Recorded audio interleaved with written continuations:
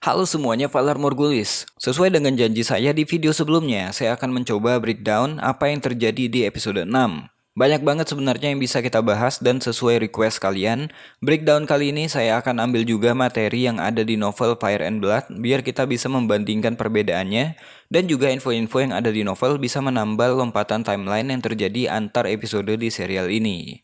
Tentunya video ini akan mengandung banyak spoiler untuk episode ke depan, jadi yuk langsung aja kita mulai. Kita review dulu nih episode 6 secara keseluruhan. Dari aspek sinematografinya aja udah keren, cara pengambilan gambar yang memperlihatkan kemegahan khas serial fantasi, terus CGI yang good render, contohnya bisa dilihat ketika kita diliatin Vermax dan Vegar dari dekat, itu detailnya ngeri banget sih. Kemudian kostum desainnya dimirip-miripin sama di novel, kayak anak-anak Allison dipakein baju serba hijau atau anak-anak Rhaenyra pakai baju hitam dan merah. Production desainnya juga kita mesti apresiasi. Kalau dibandingin dengan GOT, kita tahu sih kalau kastil Red Keep itu besar, karena sering diliatin dari depan. Tapi di serial ini saya bisa ngerasa bahwa kastil Red Keep itu memang besar banget lewat beberapa adegan.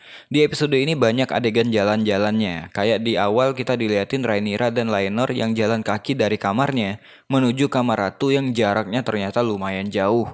Apalagi Rhaenyra baru selesai lahiran jadi kita ngikut ngerasain penderitaannya yang harus jalan jauh sampai ninggalin bekas darah di lantai. Kemudian ketika Allison jalan ngobrol dengan Sir Criston juga begitu. Lewat dua adegan ini kita jadi dikasih lihat kalau kastil Red Keep memang besar banget secara visual. Nggak tahu mereka ambil lokasi syuting di mana, tapi untuk production designernya saya kasih 2 jempol. Kemudian di episode 6 ini kita ketemu cast baru nih untuk karakter Rhaenyra, Alicent, Laenor, dan Laena. Ya bisa dibilang acting mereka keren, apalagi pas Rhaenyra lahiran, itu adegan yang gila parah, kelihatan real banget.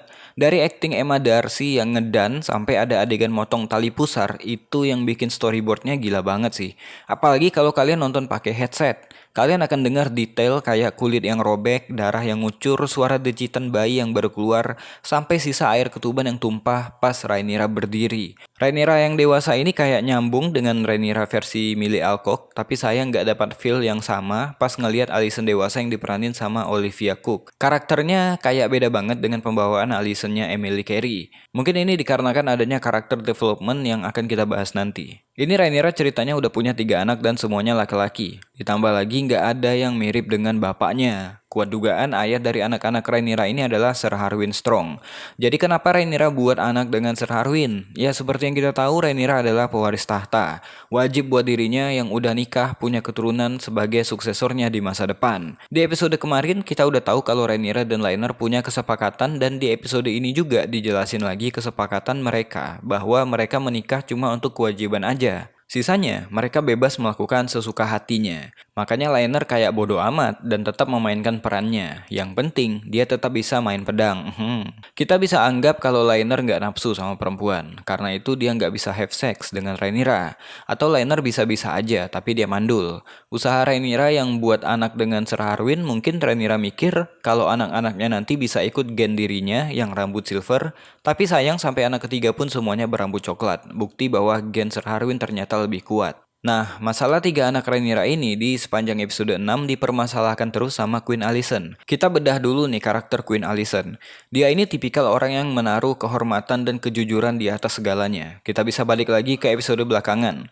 Dia dan Rhaenyra adalah sahabat baik. Bahkan dia memastikan Rhaenyra harus tahu pengetahuan yang harus diketahui oleh seorang putri raja. Satu-satunya alasan dia mendekati King Viserys bisa dibilang karena mematuhi perintah ayahnya. Karena Alicent memang tipikal anak yang berbakti, walaupun dia menyembunyikan fakta itu dari Rhaenyra. Bukti lain kalau dia memang ngikutin perintah ayahnya, Alicent gak pernah menikmati pernikahannya dengan King Viserys. Ketika dia bisa ngasih anak laki-laki pun, dia gak pernah mikir kalau Aegon anaknya harus jadi pewaris. Ide itu cuma dia dengar dari Otto ayahnya aja. Malahan dia pernah mengatakan dia gak mau Aegon anaknya merebut hak kakak tirinya. Dia juga gak percaya bahwa Rhaenyra akan membunuh anak-anaknya karena menganggap anak-anaknya akan jadi penghalang di masa depan. Balik lagi, Alicent adalah orang yang terhormat. Dia juga kecewa ketika ayahnya menyebarkan rumor tentang Rhaenyra dan Daemon. Saat itu Alicent lebih percaya omongannya Rhaenyra daripada ayahnya sendiri. Bahkan dia mengklarifikasi sendiri ke Rhaenyra secara empat mata. Penyebab dia seperti ini sekarang karena dia menemukan kebohongan bahwa Rhaenyra memang kehilangan kesuciannya. Rhaenyra juga yang menyebabkan Otto dipecat dari jabatan The Hand. Mulai dari situ dia udah mulai punya trust issue dengan Rhaenyra dan udah mulai percaya dengan kata-kata Otto bahwa Rhaenyra di masa depan bisa aja membunuh anak-anaknya karena untuk mengamankan tahta. Ditambah lagi, Rhaenyra yang terang-terangan memproduksi anak haram dengan Ser Harwin. Alicent menganggap perilaku itu sungguh nggak terhormat. Kalau satu anak aja mungkin adalah sebuah kesalahan. Tapi kalau sampai 3, tentunya itu udah merupakan penghinaan. Alicent yang sekarang bisa dibilang masih menjunjung tinggi kehormatan. Walau dia nggak suka dengan Rhaenyra, tapi dia nggak setuju juga kalau Ser Criston menghina Rhaenyra dengan kalimat kasar di depan matanya. That was beneath me, Your Grace. I apologize. That in the end, honor and decency will prevail. Selanjutnya tradisi keluarga Targaryen, bayi mereka akan dibonding dengan telur naga. Joffrey anak ketiga Rhaenyra juga mendapatkan hal yang sama, yaitu telur naga yang akan menetas menjadi naga bernama Tyraxes. By the way, ngomong-ngomong soal telur naga, banyak banget yang kecewa karena ketiga telur naga anak Rhaenyra menetas, mengingat mereka adalah anak haramnya Ser Harwin. Alicent juga menyayangkan hal itu dan dikatakannya pada King Viserys. Mungkin karena telur naga yang menetas inilah orang-orang jadi nggak berani ngomong di depan karena memang naga adalah lambang dari keluarga Targaryen. Menetasnya telur di saat bayi dilahirkan merupakan pertanda bagus. Jika memang alam nggak berpihak pada Rhaenyra, mungkin telur-telur naga itu nggak akan menetas sebagai jawaban bahwa anak-anak Rhaenyra memang nggak pantas punya naga. Kalau di novel, Civil War akan tercetus ketika Joffrey berumur 11 tahun.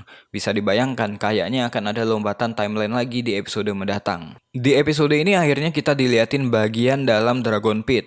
Setelah episode 1 kita cuma diliatin bagian luarnya aja, Dragon Pit ini kayaknya disamain dengan Dragon Pit yang ada di Game of Thrones. Cuma bedanya, di Game of Thrones Dragon Pit-nya dibiarkan hancur dan nggak direnovasi lagi karena naga udah punah. Kalau secara penampakan, hampir sama bisa dilihat dari ciri-ciri Dragon Pit yang punya lantai luas dan ada jalan menuju bawah tanah. Di sana Aegon dan Aemon bersama Jaehaerys dan Lucerys menyaksikan pengikatan antara Jaehaerys dan naganya yang bernama Vermax. Seperti yang saya bilang tadi tentang CGI yang good render, kalian bisa lihat detail Vermax yang secara visual kelihatan real dan ngeri. Diceritakan Aegon udah punya naga bernama Sunfire. Itu adalah naga paling cantik yang pernah ada karena kulitnya keemasan di bawah sinar matahari. Kemudian kenapa Aemon nggak punya naga? Karena nggak ada telur naga yang bisa dibonding ketika dia bayi dan juga nggak ada naga yang bisa dia klaim saat ini. Diceritakan memang menetaskan telur naga setelah kejadian Doom of Valyria adalah hal yang sulit. Malahan setengah dari telur-telur naga yang ada nggak pernah menetas. Jadi nggak ada jaminan seorang bayi Targaryen akan selalu diikatkan dengan telur naga ketika dia bayi. Ketika dia mencoba pergi ke bawah tanah, Aemon bertemu dengan naga yang besar. Dilihat dari ciri-cirinya, itu bukan Syrax. Bisa jadi adalah Dreamfire, naganya Helaena kakaknya. Dreamfire adalah naga Rhaena Targaryen, cucunya Aegon the Conqueror. Jadi saat ini Dreamfire adalah naga yang terlalu besar untuk ditunggangi oleh Helaena yang masih berumur 12 tahun. Ngomong-ngomong soal Helaena, ada yang menarik dengan dirinya di episode ini. Helaena adalah anak kedua dari King Viserys dan Alicent. Cuma dia satu-satunya anak perempuan dari pasangan ini. Kalau di novel, Helaena itu diciri-cirikan sebagai anak perempuan yang menyenangkan, periang, dan tipe perempuan yang akan menjadi ibu yang baik di masa depan. Itu aja kalau deskripsi di novel. Tapi entah kenapa di serialnya, Helaena dibuat seperti seorang dreamer atau peramal. Kembali ke adegan di mana King Viserys menceritakan kepada Rhaenyra bahwa ketika Aegon menaklukkan Westeros, dia nggak cuma ingin menguasai Seven Kingdom, tapi dia juga membawa mimpi bahwa seluruh Westeros harus bersatu menghadapi ancaman musim dingin yang panjang. Aegon called his dream the Song of Ice and Fire. Kayaknya serial ini ngasih tahu kalau seorang Targaryen juga bisa menjadi seorang peramal, di samping dia menunggangi naga. Kita bisa dengar di episode 6 ketika Helaena meramalkan nasib Aemon. Ketika Alicent menghibur Aemon bahwa dia akan mendapatkan naga suatu hari nanti, Helaena mengatakan bahwa Aemon harus menutup satu matanya. You will have a dragon one day. You'll have to close an eye. Ini pertanda tentang musibah yang akan terjadi menimpa Aemon. Karena Aemon kedepannya akan dikenal sebagai Aemon One Eye setelah Lucerys Velaryon melukai matanya. Singkatnya, di novel diceritakan bahwa Aemon menyerang Joffrey Velaryon karena Aemon kedapatan mencuri Vhagar tanpa proses klaim. Lucerys yang membela adiknya kemudian berhasil menusukkan belati ke mata Aemon. Queen Alicent maunya mata Lucerys juga dikeluarin satu sebagai keadilan. tapi itu malah menjadikan perkelahian antara Rhaenyra dan dirinya. Mungkin itu bisa kita lihat di adegan ketika Alicent memegang belati. Nantinya, Aemon dipertimbangkan untuk mengklaim Vhagar, sebuah pertukaran yang adil, sebuah mata yang hilang dianggap sepadan dengan klaimnya untuk Vhagar. Kembali ke Helaena. Gak hanya meramalkan nasib Aemon, dia juga bisa melihat masa depan. Karena dia berkata the last ring has no legs at all. The last ring has no legs at all. Bisa jadi ini mereferensikan Bran Stark, raja terakhir yang duduk di kursi roda. Atau bisa jadi dia mengisyaratkan Aegon II, saudaranya yang juga jadi suaminya nanti, yang akan menjadi raja menggantikan ayah mereka, tapi juga akan kehilangan fungsi kakinya ketika bertarung dengan Baela di Dragonstone. Masih menjadi misteri sih kemana karakter Helaena akan dibawa. Karena memang beberapa cerita House of the Dragon ini dibuat beda dikit sama George Martin dari novel Fire and Blood. Sebenarnya setelah Aemon, Alicent harusnya punya anak keempat bernama Daeron, seorang Dragon Rider yang menunggangi naga bernama Tessarion. Kayaknya karakter Daeron bakal di-cut di serial ini. Karena kalau di novel, perbedaan umur antara Aemon dan Daeron itu nggak terlalu jauh. Kalau Daeron ada, mungkin dia akan sebesar Lucaeris. Terus ketika Alicent mempermasalahkan kemungkinan status anak haram Rhaenyra pada King Viserys, dia malah mendengarkan cerita kuda silver yang diceritakan suaminya itu. Lucu sih kalau dipikir-pikir. Padahal secara fakta udah jelas, tapi mungkin King Viserys yang udah tua begini lebih memilih untuk menghindari konflik karena dia udah nggak punya energi untuk hal itu. Kemudian dari King's Landing kita terbang ke Pentos. Diceritakan Daemon juga lagi berkembang biak bersama istrinya Laena. Ada gap 10 tahun di episode ini, jadi nggak diceritakan proses mereka sampai bisa menikah. Kita cuma dikasih lihat adegan ketika Daemon dan Laena saling menunjukkan ketertarikannya ketika di pesta pra-royal wedding di episode kemarin. Terus nggak diceritain kenapa mereka berdua bisa menikah. Padahal di episode sebelumnya, ketika di Small Council, ada info yang mengatakan kalau Corlys Velaryon menjodohkan Laena dengan seorang kesatria di Braavos supaya menjadi sekutunya setelah King Viserys menolak Laena menjadi istrinya. Lord Corlys is said to have engaged in negotiations with the Sea Lord of Braavos. He plans to wed his daughter Laena to the Sea Lord's son. Untuk mengobati sakit hati Corlys, jadinya King Viserys menikahkan Rhaenyra dengan Laenor supaya House Velaryon tetap menjadi sekutu, sedangkan Laena tetap menjadi tunangannya orang Braavos. Jadi ada perbedaan kejadian antara serial dan novelnya. Kalau di novel Fire and Blood, ketika Daemon diusir dari King's Landing dan disuruh balik ke Runestone, dia malah balik ke Stepstone, mengurus kerajaan kecilnya. Ketika dia lagi di sanalah, datang kabar bahwa Lady Rhea meninggal karena jatuh dari kuda. Jadi beda dengan di serial. Kalau di novel itu, bukan Daemon yang membunuh Lady Rhea, karena ketika insiden itu Daemon lagi berada di Stepstone. Lady Rhea pun nggak langsung meninggal. Dia sempat dibawa pulang dan dirawat selama 9 hari, setelah itu baru Lady Rhea meninggal di tempat tidurnya. Ketika mendapatkan kabar istrinya meninggal, barulah Daemon terbang ke Runestone untuk mengklaim hak warisnya. Tapi sayang kehadirannya ditolak. Jadi hak waris Runestone jatuh ke tangan keponakannya Lady Rhea. Karena nggak ada tempat kembali, Daemon ke Driftmark dan meminta Corlys menikahkan dia dengan Laena. Tapi Laena saat itu lagi bertunangan dengan orang Braavos. Daemon pun menghina orang Braavos hingga mereka bertarung dan dengan Dark Sister-nya, Daemon berhasil membunuh orang Braavos itu sehingga dia bisa menikahi Laena. Setelahnya, Stepstone ditinggalin. Makanya di episode 6, Stepstone jadi isu lagi karena berhasil direbut kembali sama Triarki yang beraliansi dengan Dornis. Gitu ceritanya kalau di novel. Terus kenapa mereka terbang sampai ke Pentos? Iya, di novel memang diceritakan kalau Laena memang suka terbang. Apalagi ketika menikah dengan Daemon. Mereka berdua sering terbang kemana-mana hingga ke Pentos. Laena menunggangi Vhagar, sedangkan Daemon dengan Caraxes. Tapi yang jadi pertanyaannya adalah, kenapa Laena bisa menunggangi Vhagar? Padahal di episode ini dia bilang ke anaknya bahwa sampai usia 15 tahun, dia nggak terikat dengan naga. Kembali ke episode 2. Ketika Laena masih berusia 12 tahun, dia pernah bertanya dengan King Viserys tentang Vhagar dan kemana Vhagar pergi setelah penunggang terakhirnya mati. Do you know where Vhagar is now? The Dragon Keepers believe she made home somewhere on the coast of the Narrow Sea. Nah, di antara lompatan waktu antara episode ini, Laena berhasil menemukan Vhagar yang kembali bersarang di Dragon Pit. Dia mengklaim Vhagar sebagai naganya, dan King Viserys mengizinkan. Sebenarnya banyak yang menyayangkan naga sekuat dan sebesar Vhagar diberikan pada House Velaryon, yang notabene bisa aja dipakai untuk menggulingkan pemerintahan King Viserys. Tapi balik lagi, karena King Viserys adalah tipe raja yang suka menyenangkan orang lain dan juga untuk memperbaiki hubungannya dengan klan Velaryon, maka dia mengizinkan Laena mengklaim Vhagar. By the way, akhirnya kita bisa ngelihat betapa besarnya Vhagar dari berbagai angle. Lucu banget saya baca komentar kalian. Ada yang bilang Vhagar kayak iguana, ada yang bilang kayak dinosaurus. Intinya di serial ini bisa saya bilang mereka berhasil membuat sosok Vhagar jadi kelihatan sangar. Vhagar adalah naga tertua di Westeros. Satu-satunya naga dari peristiwa Aegon Conquest yang masih hidup. Dulu dia nggak sebesar ini, tapi sekarang udah hampir sebesar Balerion. Vhagar besar banget. Bisa di-compare ketika Laena menungganginya. Laena kayak kutu di punggungnya Vhagar.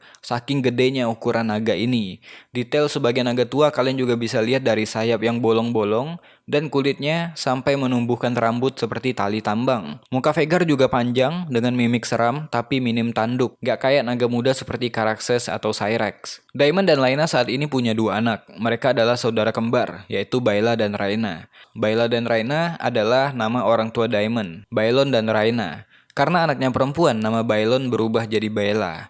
Baela punya naga yaitu Moondancer, yang di serial ini cuma disebutin dan belum ditunjukkan. Your family has dragons. 3 now, mayhaps 4.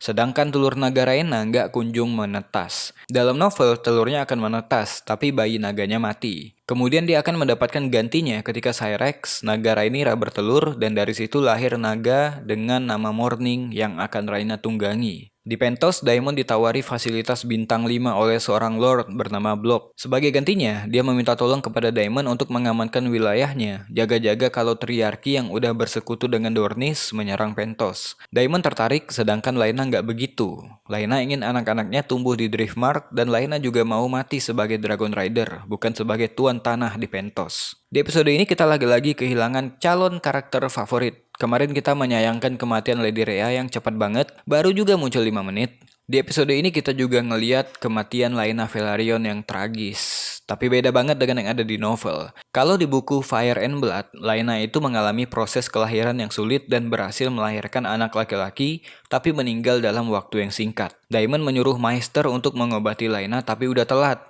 Laena yang udah tahu bakal mati berusaha untuk menghampiri Vhagar dan ingin menunggangi Vhagar untuk yang terakhir kalinya.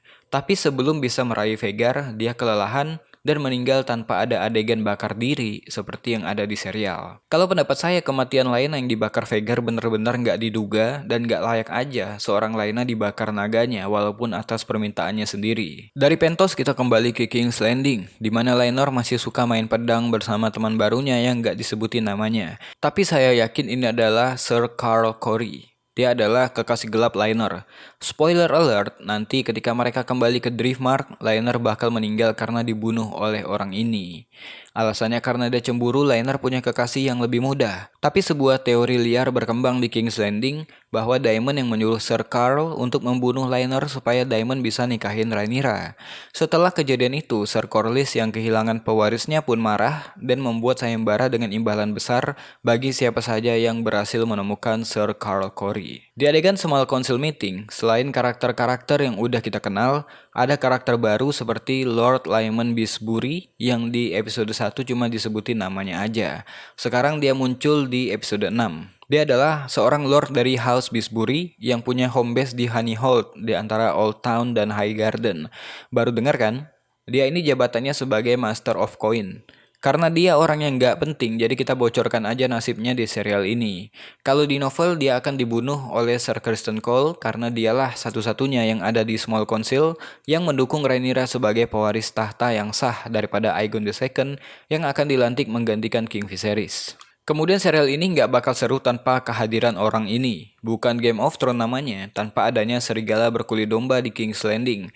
Dia adalah Larry Strong. Di episode 6 kita tahu kalau dia jadi Master of Whisper pribadi untuk Queen Alicent. Tugasnya menceritakan semua yang terjadi di istana kepada sang ratu. Selain itu dia juga ditugaskan sebagai Lord Confessor, yaitu orang yang mendengarkan pengakuan dosa dari para kriminal. Seorang Lord Confessor boleh dengan legal menyiksa para kriminal untuk menghukum atau supaya mereka mengakui perbuatannya. Jadi karena hal itulah di episode 6 dia bisa dengan mudah mengatur pembebasan beberapa narapidana dari penjara bawah tanah Red Keep dengan syarat lidahnya dipotong. By the way, di tongkatnya Larry Strong kita ngeliat simbol kunang-kunang atau fireflies, sedangkan sigil House Strong gak ada kaitannya dengan binatang seperti Stark, Baratheon, atau Targaryen. Jadi bisa dibilang itu sijil pribadi yang dia ciptakan, seperti Mockingbird-nya Littlefinger. Karena ulahnya yang mengagetkan dengan tega membunuh ayah dan saudaranya sendiri, kayaknya Otto Hightower nggak ada apa-apanya. Bahkan nggak ada apa-apanya juga dibandingkan dengan Littlefinger. Orang ini lebih bahaya, bahkan lebih buruk. Kita nggak bisa nyalahin Alicent karena berteman dengan orang ini. Larys tentunya menghabisi ayah dan saudaranya atas inisiatifnya sendiri. Terakhir menuju Targaryen Civil War, di mana akan ada perang naga di serial ini. Kita rekap dulu beberapa naga yang udah muncul ataupun disebutin. Di kubu merah, udah ada Rhaenyra dengan Syrax, udah muncul dari episode pertama. Begitu juga dengan Daemon dan Caraxes. Baela dan Moondancer baru disebutin di adegan ini. Laenor dan Sea Smoke udah dimunculin di perang Stepstone dan muncul kembali di pesta pra-royal wedding bersama Meleys, naganya Rhaenys, ibunya. Lalu di episode 6 ada Jaehaerys dan Vermax, Lucerys dan Arrax, terakhir Joffrey dengan Tyraxes yang belum menetas.